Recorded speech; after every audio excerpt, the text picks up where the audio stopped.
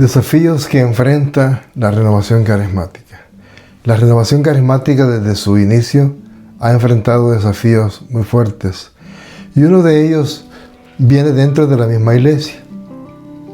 Las autoridades y laicos que se oponen a una corriente de gracia que el Espíritu Santo suscitó aquí en Estados Unidos, que ahora se le llama renovación carismática. Entonces nosotros, esos desafíos de la renovación que comenzaron desde el inicio, van a seguir dentro de la iglesia y fuera de la iglesia. Pero somos nosotros los que estamos dentro de la renovación carismática los que tenemos que hacer la diferencia, que las personas que están fuera vean que nosotros, que pertenecemos a este maravilloso movimiento, que somos personas diferentes, que hemos comenzado un proceso de conversión y que nuestra vida es diferente, que ya no somos los mismos de antes y que ahora nosotros hemos comprendido de que el entregarse a Dios es la mejor manera de poder quizás sanar nuestras heridas y poder conseguir esa salvación que todos estamos esperando.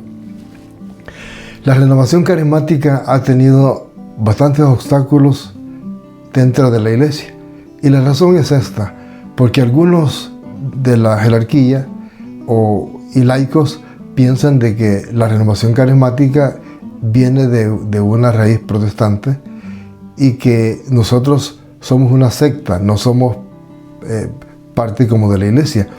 Pero realmente podríamos decir que los papas han catalogado la renovación carismática como ecuménica, que puede ser como un puente para que la renovación carismática conecte a los hermanos separados y que pueda regresar a la iglesia. Ese es el papel de la renovación carismática, de que nosotros, que podemos entender quizás un poco más lo que los hermanos separados hacen, que a través de la renovación carismática ellos puedan acercarse y convertirse nuevamente al catolicismo. Pero muchas veces al no entender este punto, quizás se malinterpreta el que nosotros alabemos a Dios, levantemos las manos, alabemos en voz alta, nos paramos, nos hincamos, aplaudimos, danzamos, hablamos, oramos en lengua. O sea, a veces se malinterpreta y se cree de que eso es de los hermanos separados. Realmente no. La iglesia primitiva era una iglesia alegre, donde habían sanaciones, donde habían liberaciones, donde las personas se sanaban. Incluso la palabra de Dios dice que cuando Pedro pasaba, con la sombra de Pedro los enfermos se sanaban.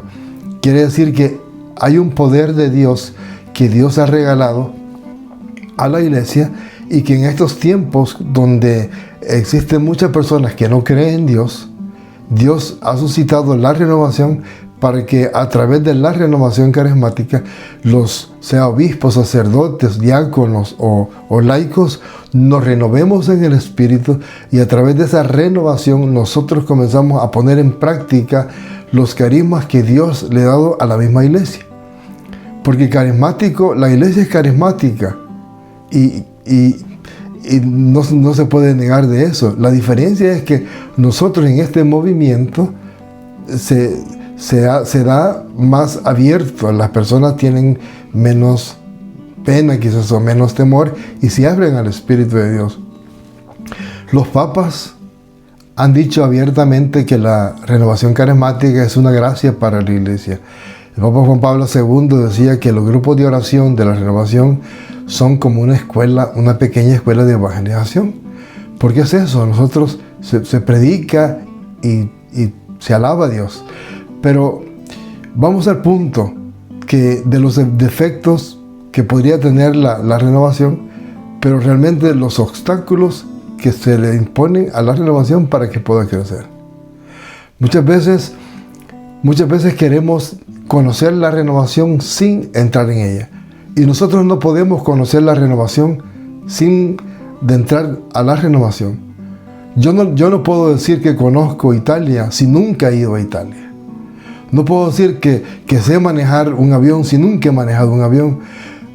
Para yo experimentar y saber cómo manejar un avión, yo tengo que tomar un curso y aprender cómo manejar un avión. Así es dentro de la renovación carismática.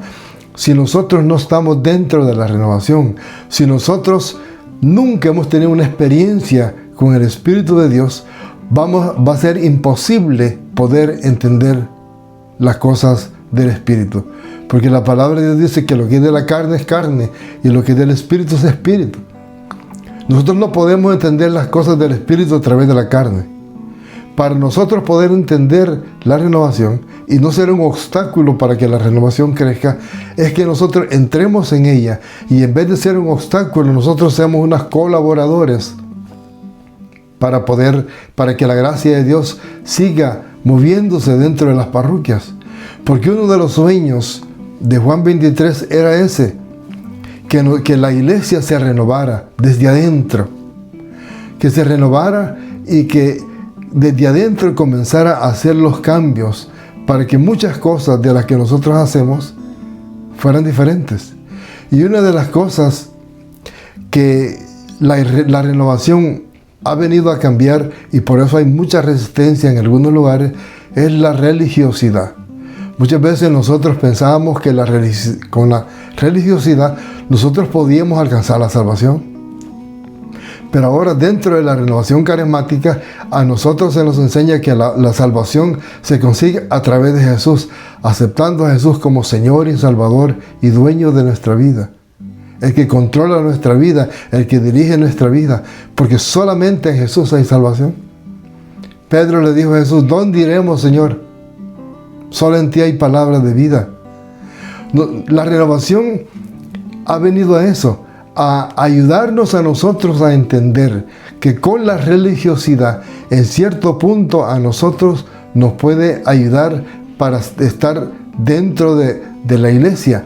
Pero también la religiosidad, si nosotros la practicamos siempre y no le damos espacio al Espíritu de Dios o a Jesús que venga y transforme nuestra vida, la misma religiosidad a mí me aparta de Dios, me aleja de Dios, porque me quedo haciendo cosas simplemente que son parte de la religiosidad, o como una historia o como una cultura de un país, pero realmente no hago la voluntad de Dios. Para muchos la religiosidad es como, hacer algo religioso es como estar alabando a Dios. Y la religiosidad, como lo dije, en cierto punto te puede ayudar. Pero después de un tiempo, ya la religiosidad es un obstáculo para encontrarte con Jesús. Porque hay personas de que en vez de pedirle a Dios, le piden a un santo. Y no es que sea malo pedirle a un santo. La iglesia nos enseña a nosotros que los santos son ejemplos de vida y podemos pedirle a ellos que intercedan por nosotros. Pero muchas veces nosotros, en vez de pedir al santo que interceda, le pedimos que haga milagros. Y eso es lo que la renovación carismática ha venido a enseñarnos. Y por eso es que la renovación tiene un obstáculo en esas partes, en la religiosidad, porque a nosotros dentro de la renovación se nos enseña de que los santos interceden por nosotros y que son una ayuda grande en la vida espiritual, pero no son el punto o el centro de nuestra vida religiosa o de nuestra vida cristiana. La religiosidad mantiene una cultura. Vamos a México, El Salvador, Guatemala, Honduras, cualquier país, Europa, cualquier país tiene su propia religiosidad, sus propias costumbres. Pero eso a nosotros no nos va a conseguir la salvación. Y cuando en la renovación se dice o se intenta como explicar estos puntos, a veces como que la gente no entiende. Pero si nosotros ponemos a Jesús como centro de nuestra vida, esa es la renovación. Y por eso ha tenido muchos obstáculos, porque la renovación pone el centro, a Jesús pone el centro, y la parte religiosa la ve más diferente. Entonces, ese obstáculo que la renovación tiene, y no solamente en unas partes, sino que en varias partes, también nosotros muchas veces, como líderes dentro de la renovación, también somos obstáculos para la renovación. Y alguien puede decir: pero ¿cómo es posible que una persona, siendo servidor, pueda ser un obstáculo? Claro que sí. cuando nosotros como servidores no tenemos una formación, no tenemos un conocimiento básico de la palabra de Dios, no tenemos un conocimiento básico de la iglesia, nosotros en vez de ser una ayuda para la renovación, somos un obstáculo, somos un estorbo, que en vez de que la iglesia vaya creciendo o los grupos vayan creciendo, nosotros somos los mismos que vamos sirviendo obstáculos para que otras personas no se acerquen. Una poca formación dentro del servicio de la renovación carismática es un obstáculo que la renovación está teniendo en este momento, porque la falta de formación de sus líderes hace que el liderazgo cometa muchos errores. Y en esos errores la gente de afuera critica la renovación. Y critica la renovación a veces con razón, a veces no. Pero esa falta de formación dentro del liderazgo está haciendo bastante difícil el crecimiento dentro de la renovación, porque dentro de la renovación nosotros mismos somos los que estamos sirviendo de obstáculo para que la misma renovación se dé dentro de las parroquias o dentro de las comunidades. Los errores que algunos de nosotros hemos cometido hace algunos años, los sacerdotes nuevos que llegan ya no quieren a la renovación porque ellos se han dado cuenta de los errores que se han cometido. Y los errores que se han cometido ha sido por falta de un conocimiento, por falta de liderazgo, por falta de entender qué realmente es la renovación carismática, cuál es el papel de la renovación carismática. Dice la palabra de Dios en Osea: mi pueblo padece por falta de conocimiento. Y eso es lo que a la renovación en este momento yo diría que es uno de los obstáculos o una de las cosas que está teniendo mucha dificultad. Y es un desafío para la renovación, es un desafío para la iglesia, de que nosotros como renovación podamos crecer en el Espíritu, pero también podamos crecer en conocimiento. Porque si nosotros crecemos en el Espíritu, posiblemente vamos a hacer un espectáculo quizás, pero si no crecemos en conocimiento, eso se va a quedar, como decimos en El Salvador, es una llama de tuzas, o sea, de hoja de maíz. ¿Por qué? Por eso se enciende y se apaga. Por eso es muy importante tener un liderazgo sólido dentro de la renovación carismática, para que estos desafíos que la renovación encuentra, que se vayan superando. Y de la forma como se van a ir superando es que nosotros como líderes, o nosotros como servidores, o nosotros como parte de un movimiento, podamos crecer, podamos ir aprendiendo cosas y no cerrarnos a lo que ya sé. Yo tengo 22 años caminando dentro de la renovación carismática y toda mi vida he sido católico. Toda mi vida he recibido doctrina de la iglesia. Hace poco yo fui a Roma y me di cuenta que lo que yo conozco de la iglesia y de la renovación es nada. Porque día tras día el Espíritu de Dios va hablando. El Espíritu de Dios va enseñando. El Espíritu de Dios va transformando el corazón del hombre. Y cuando transforma el corazón del hombre, las cosas van cambiando, porque el corazón del hombre se va abriendo a Dios, va abriendo un espacio a que Dios vaya trabajando en él y las cosas del mundo vayan retirándose.